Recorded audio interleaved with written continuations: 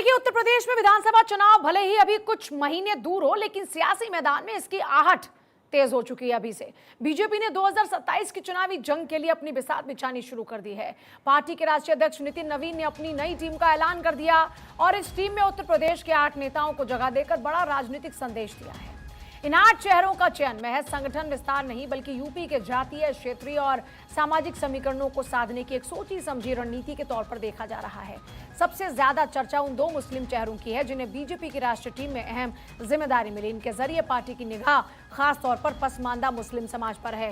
BJP लंबे समय से पसमानदा मुसलमानों के बीच अपनी राजनीतिक पैठ बढ़ाने की कोशिश कर रही है और यूपी जैसे बड़े राज्य में यह रणनीति उसके लिए बेहद महत्वपूर्ण मानी जा रही है। पार्टी का फोकस सिर्फ मुस्लिम वोट बैंक में सेंध लगाने तक सीमित नहीं, बल्कि अलग अलग सामाजिक वर्गों को अपने साथ जोड़कर एक ऐसा व्यापक चुनावी समीकरण तैयार करने की कोशिश है जो 2027 की सत्ता की राह को आसान बना सके।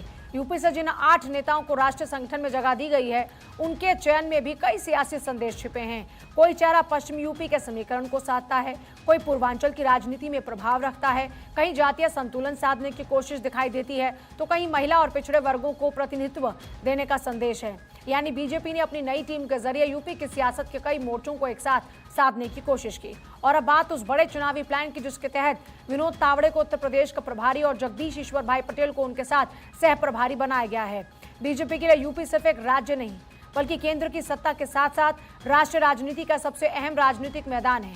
ऐसे में संगठन की कमान से लेकर जमीनी चुनावी रणनीति तक पार्टी हर स्तर पर तैयारी कर रही है। यानी 2027 का चुनाव अभी बाकी है, लेकिन बीजेपी ने उसकी पटकथा लिखनी शुरू कर दी है।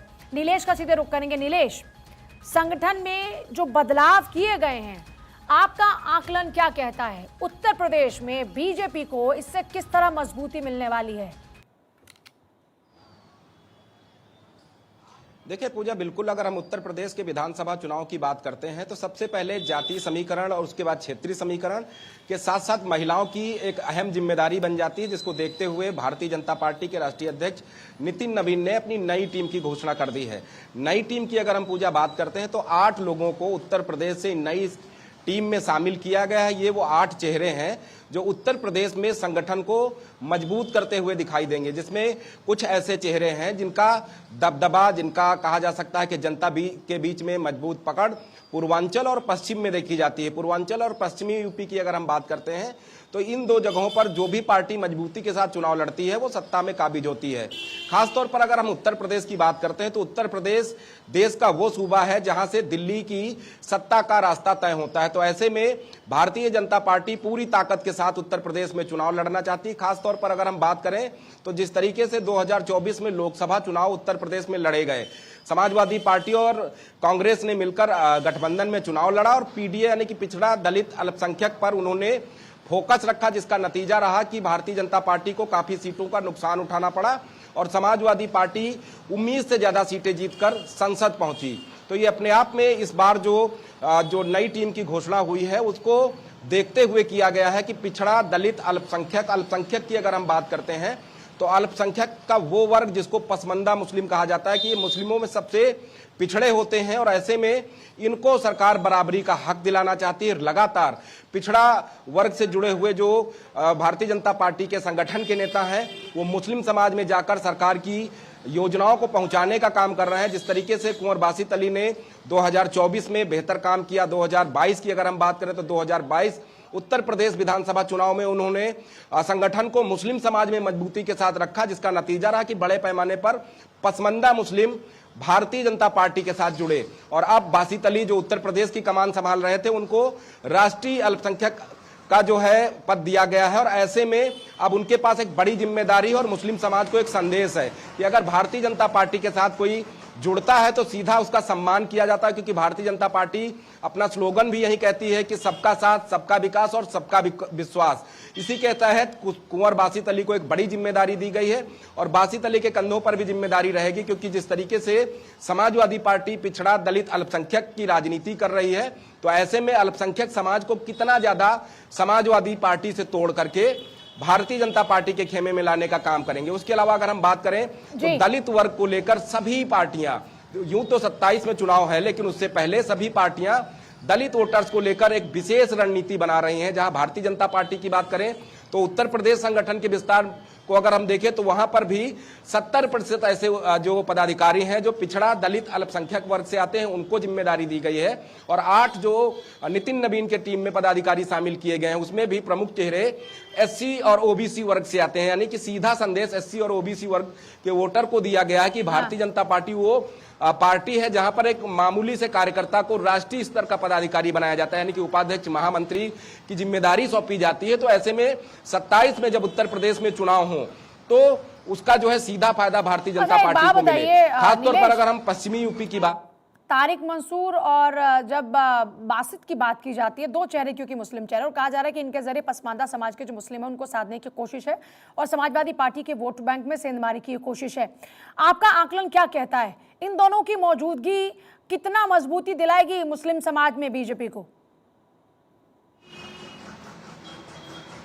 देखिए बिल्कुल पूजा, अगर हम उत्तर प्रदेश की राजनीति की बात करते हैं तो मुस्लिम समाज का जो वोटर्स है वो तमाम ऐसी सीटें हैं, कहा जाता है कि 80 से 100 सीटें हैं जहां पर मुस्लिम समाज समीकरण बनाता भी है और बिगाड़ता भी है। तो ऐसे में सभी की निगाहें पसमंदा मुस्लिम और मुस्लिम समाज पर टिकी हुई हैं। खासतौर पर अगर हम भारतीय जनता पार्टी के संगठन की बात करें तो भारतीय जनता पार्टी संगठन जो है बूथ स्तर से अपना मजबूत करने का काम करती है। उसके अलावा राष्ट्रीय स्तर पर जब इस बार जब संगठन में बदलाव हुआ तो 2 नए चेहरे मुस्लिम समाज के, ये वो चेहरे हैं जो पसमंदा मुस्लिम के प्रमुख चेहरे माने जाते हैं। कहा जाता है कि इन्होंने बहुत छोटे वर्ग से शुरुआत की थी, महज एक कार्यकर्ता के तौर पर इनको भारतीय जनता पार्टी में ज्वाइन होने का मौका मिला, जिसके बाद एक के बाद एक तमाम जिम्मेदारियां इनको दी गई। ये जिम्मेदारियां भी दिखाती हैं कि किस तरीके से मुस्लिम समाज के उस व्यक्ति को जिसको कोई लाभ नहीं मिल रहा था, जिसको कोई पार्टी में शामिल नहीं कराना चाहता था, भारतीय जनता पार्टी ने अपने संगठन में शामिल कराने के साथ साथ अब राष्ट्रीय स्तर की टीम में उनको शामिल किया है। तो जाहिर सी बात है कि मुस्लिम समाज का खास तौर पर वो तबका जो पसमंदा मुस्लिम है, तो उनके ऊपर ये दोनों लोग मजबूत पकड़ भी रखते हैं। और पसमंदा मुस्लिम भी देख रहा है कि एक छोटे से व्यक्ति को अगर भारतीय जनता पार्टी इतनी तवज्जो दे रही है, इतना मान सम्मान दे रही है और राष्ट्रीय स्तर के पदाधिकारी के सूची में प्रमुखता के साथ उनका नाम है, तो ये अपने आप में गेम चेंजर साबित हो सकता है। उसके अलावा अगर हम पश्चिमी यूपी और पूर्वी यूपी की खासतौर पर बात करते हैं तो वहां पर कुछ ऐसे जिले हैं जहां पर अधिकांश वोटरों की संख्या एससी और अल्पसंख्यक वर्ग की है। तो ऐसे में इन लोगों की भूमिका भी बढ़ जाएगी। जब चुनाव होगा तो जिम्मेदारियां भी तय की जाएंगी कि आपको किसी जिले में 15 दिन, किसी विधानसभा में 7 दिन प्रवास करना है। खासतौर पर मुस्लिम युवा जो यूथ है, जिन्हें हम जेन जी कह रहे हैं या जेन अल्फा कह रहे हैं, उनको अपने खेमे में जोड़ना होगा। खासतौर पर यह जिम्मेदारी भी है। नितिन नवीन की टीम का ऐलान हुआ और उसमें देखा होगा पूजा, तमाम बड़े बदलाव देखने को मिले हैं कि जो पुराने पदाधिकारी थे उनको हटाया गया है और उनके जगह पर नए चेहरे, बासित अली जैसे युवा चेहरे को मौका दिया गया। तो सीधा संदेश है कि कुछ दिन में जब केंद्र में भी जब कैबिनेट का विस्तार होगा या बदलाव होगा तो उसमें कुछ बुजुर्ग जो हो चुके हैं, जो पुराने चेहरे हैं, उनको हटाकर उनकी जगह नए चेहरों को लाया जाएगा, ताकि युवाओं का जो बड़ा तबका है उत्तर प्रदेश में उनको एक संदेश दिया जा सके कि जब कैबिनेट में कोई युवा चेहरा होगा तो जाहिर सी बात है कि युवाओं की भावनाओं को समझ सकेगा, जेन जी क्या चाहता है उनको समझ सकेगा। तो उन तमाम बदलावों के तहत ये नई टीम एक रणनीति का हिस्सा है। कहा जा रहा था कि जब संगठन का विस्तार होगा केंद्र में तो उस समय उत्तर प्रदेश के लोगों को वो तवज्जो नहीं मिलेगी, लेकिन 8 लोगों को शामिल करना ये अपने आप में एक बड़ा संदेश है कि उत्तर प्रदेश का 2027 का चुनाव कितना ज्यादा दिलचस्प होने वाला है। और 27 के बाद 29 में लोकसभा है। तो ऐसे में भारतीय जनता पार्टी कोई चूक नहीं करेगी, क्योंकि उत्तर प्रदेश से ही दिल्ली का जो रास्ता है वो आसान होता है। अगर उत्तर प्रदेश आपका मजबूत है तो उत्तर प्रदेश से सटा हुआ बिहार है, मध्य प्रदेश है, दिल्ली है, तो यहां पर भी एक संदेश जाएगा कि उत्तर प्रदेश में किस तरीके से भारतीय जनता पार्टी ने कानून व्यवस्था का राज स्थापित किया। आज युवा उनके साथ है, आधी आबादी जिनकी बात लगातार सरकार कर रही है, संगठन कर रहा है कि मुस्लिम के साथ साथ महिलाओं को उनका मान सम्मान, हक दिलाने का, आरक्षण दिलाने का काम। और इस बार पूजा देखना कि अब जब टिकट देने का काम भारतीय जनता पार्टी की तरफ से शुरू होगा तो देखने वाली बात होगी कि 50 से 60% ऐसे चेहरे होंगे जो दलित, अल्पसंख्यक और ओबीसी वर्ग से आने वाले होंगे। और सबसे अच्छी बात रहेगी कि इसमें महिलाओं की इस बार भागीदारी बढ़ने वाली है। तो एक सीधा संदेश रहेगा कि भारतीय जनता पार्टी सभी वर्गों को साथ में लेकर चलने वाली पार्टी है। और ऐसे में उत्तर प्रदेश के चुनाव कितने ज्यादा महत्वपूर्ण हो जाते हैं, क्योंकि योगी आदित्यनाथ की टीम भी लगातार प्रयास कर रही है कि वो तीसरी बार रिपीट करें। दिल्ली जब वो गए थे, नितिन नवीन से उनकी मुलाकात हुई थी तो कई अहम बिंदुओं पर चर्चा भी हुई और जाहिर उन्होंने तौर भी पर। अपना बताया कि किस तरीके से संगठन उत्तर प्रदेश में मजबूती के साथ काम करेगा। उसी का नतीजा है कि नितिन नवीन ने उन सुझावों को समझा और समझने के बाद जब नई घोषणा हुई तो 8 लोगों को बड़ी और अहम जिम्मेदारी उत्तर प्रदेश के भारतीय जनता पार्टी के पदाधिकारियों को दी गई है। बहुत शुक्रिया आपका फिलहाल पूरी जानकारी के लिए।